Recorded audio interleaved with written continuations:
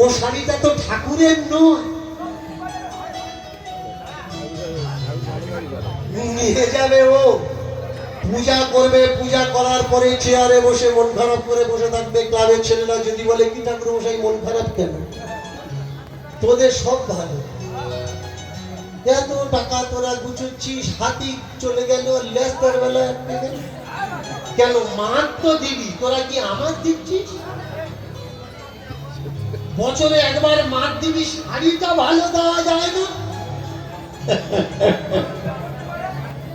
সত্যি কি মা পাবে নাকি ওটা বামনে পাবে? সত্যি যদি শাড়িটা মা পেত, বামনের কি কখনো মন খারাপ হতো? মন খারাপ হতো। বামনের মন খারাপ কেন? শাড়িটা মা পাবে না, শাড়িটা ও পাবে। প্রকৃত সত্য কোথায় জানেন? শুনে রাখুন, ব্রাহ্মণ কে? কে ব্রাহ্মণ? গলায় পৈতা আছে, গায়ে যে কাপড়টা দিয়ে রেখেছে তাতে হরে কৃষ্ণ ওম নাম লেখা আছে, ও ব্রাহ্মণ নয়।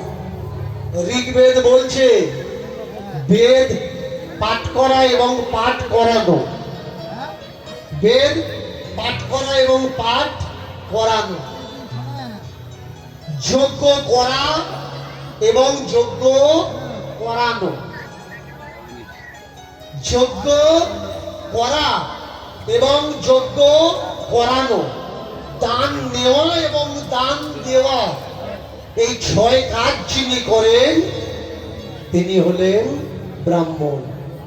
বেদ পাঠ করা এবং করানো, পাঠ করতে গেলে যেতে হবে কোথায়? গুরুগৃহে, তোলে। কষ্ট কোন জায়গায় জানেন? যারা আজকের আমাদের সমাজে পূজা অর্চনা করছে, 99.9 পণ্ডিতজি এরা টোলের মুখ দেখেনি। আর যে কটা টোলে পড়েছে, সত্যি কি জানেন?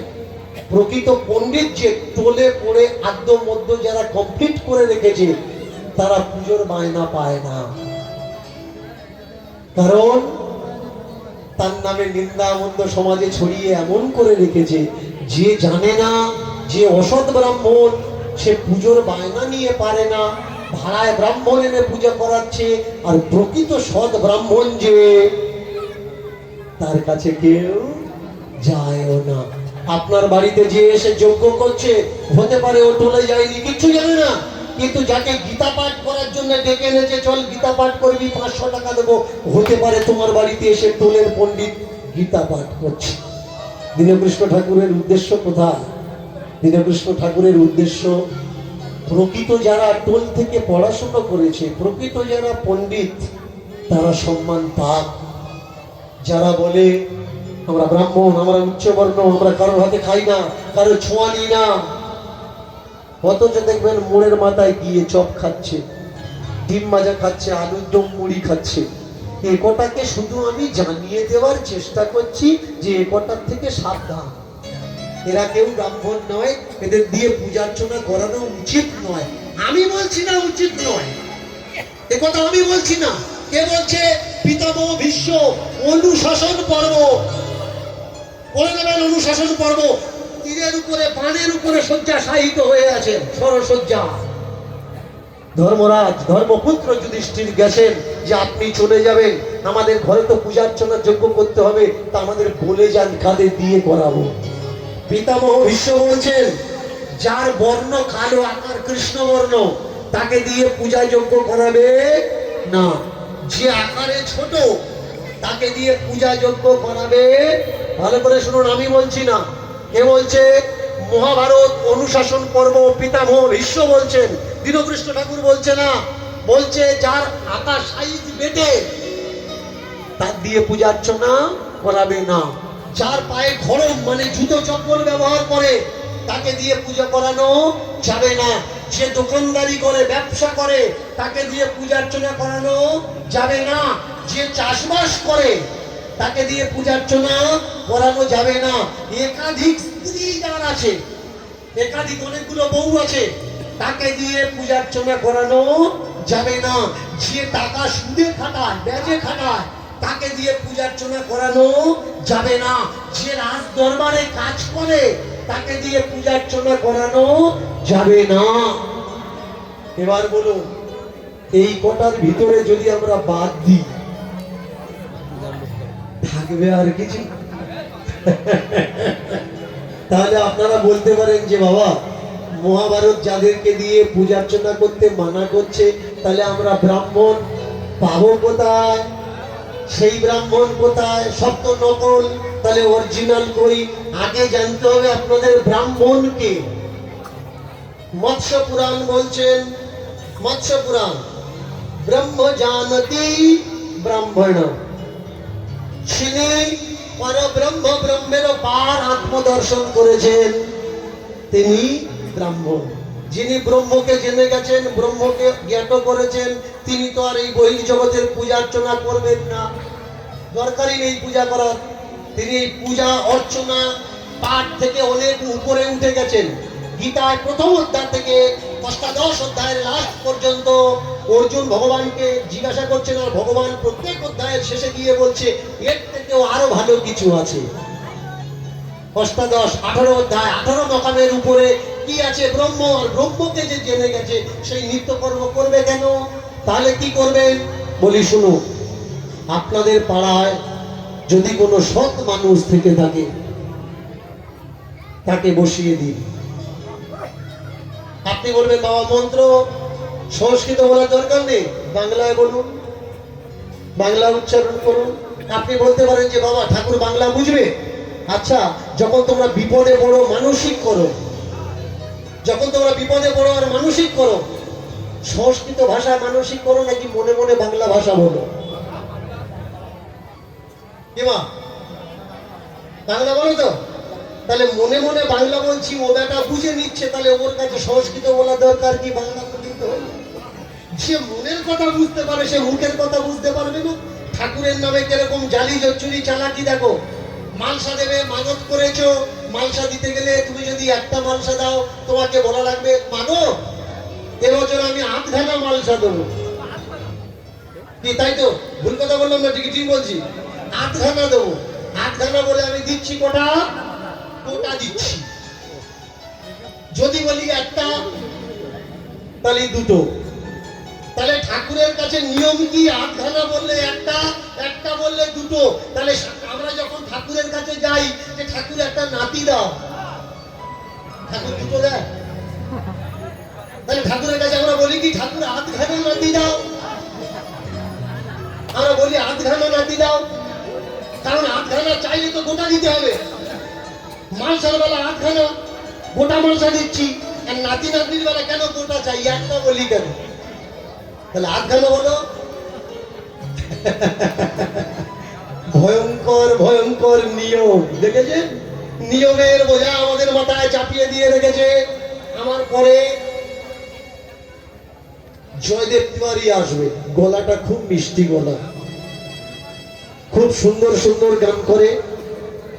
আপনারা যেমন আমার বেলা খুব সুন্দর সুষ্ঠুভাবে বসে কীর্তন আস্বাদন করলেন, আনন্দ আপনারা পেলেন, আমাকেও দিলেন, তেমনি তার বেলাতেও আপনারা কেউ উঠবেন না। তার সুমধুর কণ্ঠস্বরের ভজন কীর্তন শুনবেন, তাকেও কীর্তন গাইতে এমন সাহায্য করবেন, আনন্দ দেবেন। এবার মন দিয়ে শুনুন। আমরা যাই নগরে নগরে, গ্রামে শহরে আমরা যাই, গিয়ে দেখি ঠাকুর ঘর থেকে স্টেজ পর্যন্ত আসতে গিয়ে শাঁখ বাজাচ্ছে, কাঁসা বাজাচ্ছে, গঙ্গা জল ছড়া দিচ্ছে। আমি জিজ্ঞাসা করি গঙ্গা জল ছড়াচ্ছ কেন? বলে জানি না, প্রত্যেক বছর ছড়ায়। ফুলি ওদিক থেকে হরে কৃষ্ণ করে আসছে, এ গঙ্গা জল ছড়াচ্ছে। কেন গঙ্গা জল ছড়াচ্ছে? তা প্রত্যেক বছরে ছড়ায়, তাই ছড়াচ্ছে। জানি না কেন ছড়াচ্ছে। শাঁখ বাজাচ্ছে, কাঁসা বাজাচ্ছে কেন? শোনো, এই কীর্তনে অধিকার শুধু উচ্চ বর্ণের ছিল, নির্জাতের ছিল না। নির্জাতকে ঘৃণা করত উচ্চ বর্ণের জল। তাই নির্জাত যে রাস্তায় চলে, গলায় থাকতো ভাঁড়, কোমরে থাকতো ঝাঁটা। যদি ব্রাহ্মণ ওই রাস্তায় আসে, সামনাসামনি দেখা হয়, ব্রাহ্মণ যত দূরে যাবে নির্জাতকে ঝাঁট দিয়ে যেতে হবে, ওর পায়ের ধুলো যেন রাস্তায় না থাকে। তাই নিজ জাতের পায়ের ধুলোকে পবিত্র করার জন্য এলো কি গঙ্গার জল। ছড়াও, রাস্তা পবিত্র হয়ে যাবে। বলুন তো মা, হরে কৃষ্ণ মহামন্ত্র নাম করলে উপকার, শুনলে উপকার, ঘৃণায় করো বা অবহেলায় করো, মুক্তি তার হবে। যতদূর পর্যন্ত নামের আওয়াজ যাবে ততদূর পর্যন্ত জায়গা পবিত্র হয়ে যাবে। এটা আমি বলছি না, এটা আচার্যগণ বলছেন।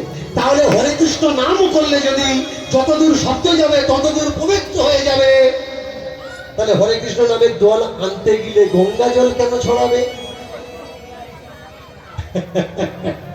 নিজেকে প্রশ্ন করবে। আমি জানি পাল্টানো এত সহজ নয়।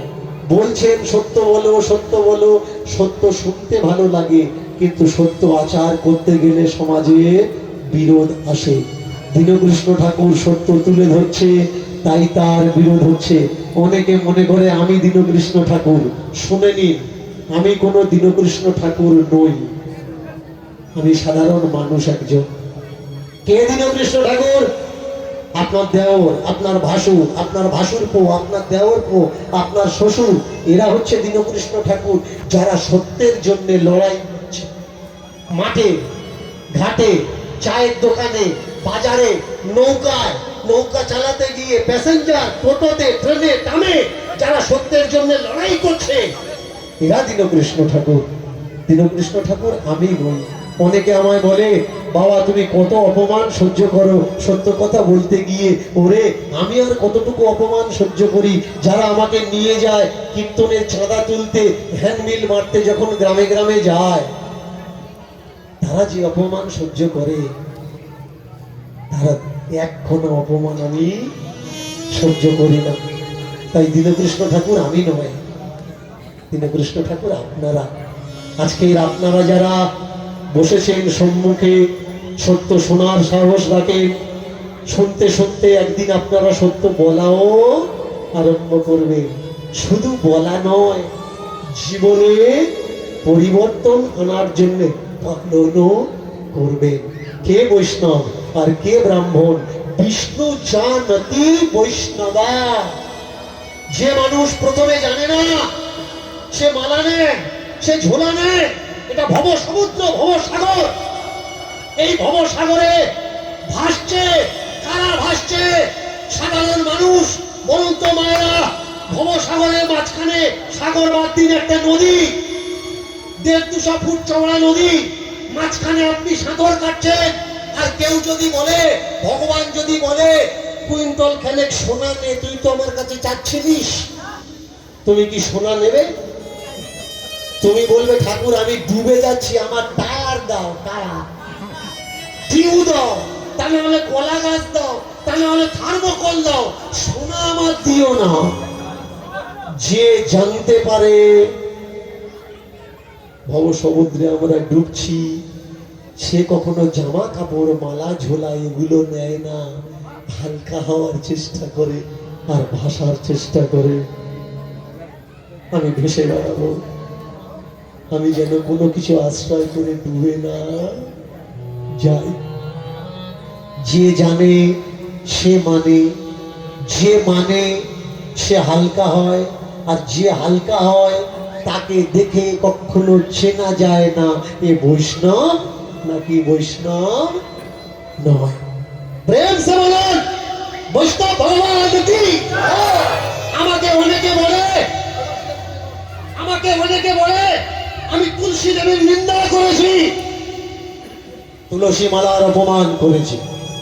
না, আমি তুলসী মালার অপমান করিনি, তুলসী নিন্দা করিনি। তুলসী নিন্দাযুক্ত শব্দ ধর্মগ্রন্থে লেখা আছে। ব্রহ্মবৈবর্ত পুরাণ থেকে আরম্ভ করে একাধিক পুরাণে লেখা আছে তুলসী অসতী। তুলসী যদি অসতী না হয়, তার স্বামী মরবে না। এগুলো মিথ্যা কথা, কাল্পনিক কথা। এ কথার কোনো বাস্তবতা নেই, কোনো সত্যি নেই। তাহলে তুলসীর মালা আমরা কেন পড়ি? ভালো করে শুনবে। তুলসীর মালা কোথায় পড়ে? হাতে পড়ে না গলায় পড়ে? মায়েরা কোথায় পড়ে? গলায় পড়ে। জানেন গলায় কেন তুলসীর মালা পড়ে? ভালো করে শুনুন। তুলসী সীতার কাছে মিথ্যা বলেছে না সত্যি বলেছে? মিথ্যা বলেছে। সেই অপরাধে কি হয়েছে? তার সাজা হয়েছে, বড় বড় পাতা ছোট হয়ে গেছে, আর তার মাথায় কুকুরে পেশাব করে দেয়। এটা ধর্মগ্রন্থ বলছে, আমি বলছি না। কেন পেশাব করে? কারণ সে মিথ্যা বলেছে, তাই মিথ্যা বলা গাছকে কুকুরে তার মাথায় পেশাব করছে। তুলসীর মালা গলায় আমরা কেন নেব? তুলসীর মালা গলায় এই জন্যে নেব, কথা বলতে গেলে কথা এখান থেকে নাভি থেকে চাপ দিয়ে কথা বেরোয়, এখান থেকে বেরোবে। আর ও যদি গলা থাকে, ও প্রতি মুহূর্তে আমাকে সাবধান করবে যে আমার মতো তুই মিথ্যে কথাটা বলিস না। যদি বলেছিস আমার মাথায় কুকুরে করে, তোর মাথায়ও করবে। এর জন্য মালা নাও, কিন্তু সাবধানে থেকো। কথা কও, বেশি কথায় বেশি দোষ, ভেবে চিনতে কথা কোষ। মালার যোগ্যতা অর্জন করো, তারপরে গলায় মালা নিয়ে। এইবারে ভেট যখন দিয়ে দিয়েছে পণ্ডার হাতে দেওয়ার পরে তাকিয়ে দেখুন, পণ্ডা মনে করলে এতে শোনা যায় না কিছু আছে। মহানন্দে খুলছে গামছাখানা।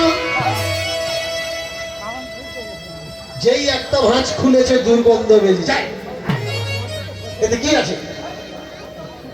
গন্ধ বেরোলো। কেন গন্ধ বেরোবে? কেন? ওতে তো ফুল আছে। আর একটা পাত খুলেছে, এর থেকে রস পড়ছে। ফুলে কখনো রস হয়? তা তো জানি না, আমি খুলে দেখিনি। ঠাকুরকে দেব বলে তুলেছি আর গামছার ভিতরে নিয়েছি। এবার তৃতীয়, চতুর্থ, যে খুলেছে দেখে ফুল একেবারে পচে কালো হয়ে গেছে, ছোট্ট ছোট্ট পোকা হয়ে গেছে। গামছাটা ধরে বাগিয়ে দিয়েছে, আর মনোহর দাসের কাছে এসে ধাক্কা দিয়ে জগন্নাথ মন্দির থেকে নিচে ফেলে দিয়েছে। মনোহর দাস বলে উঠলে, ঠাকুর, ফুল দিলে তুমি,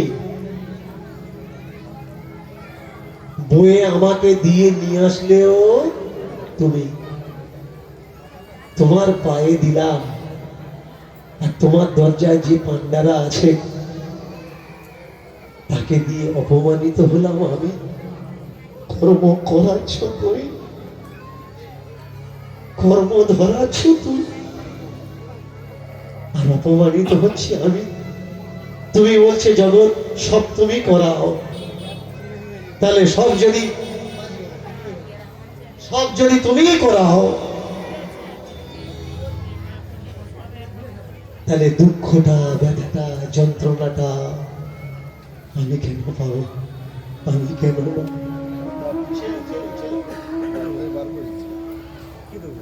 ব্যথাটার বেলা আমি কেন? যন্ত্রণার বেলা আমি কেন? তুমি তো বলেছ তোমার ইশারা ছাড়া গাছের একটা পাতাও হেলে না। তুমি আমার বলতে পারবে ফুলটা পচলো কেন? বলতে পারবে না। আমি বেরিয়ে গেলাম, আমি আর তোমার মন্দিরে কখনো আসবো না। আমি